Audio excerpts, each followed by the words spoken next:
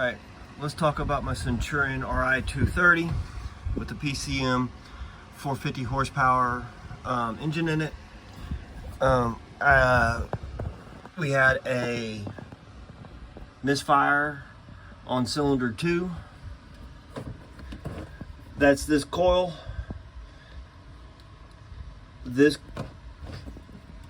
bracket here, coil pack rail, whatever you want to call it, held on with these 4 15mm bolts,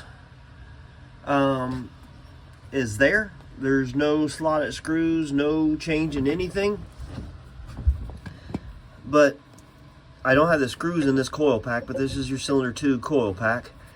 It's hard for me to get down there, but that right there is an engine mount bolt. It's part of what's holding the engine in spot.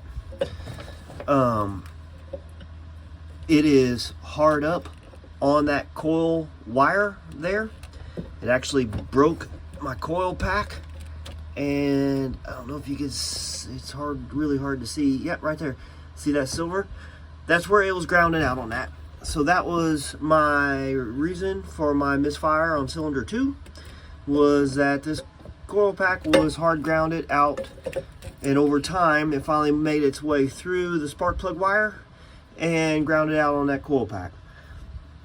So what I'm going to do to bypass this situation, once I replace the broken coil and the broken spark plug wire, is there's actually room to mount this coil pack on the back side of this rail.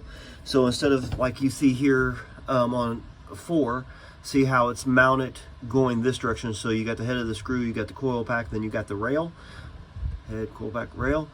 I'm going to mount it on the back side, so it will be on the back side down here in the screw. You'll have the screw head back here. You'll have the coil screwing into these threaded holes.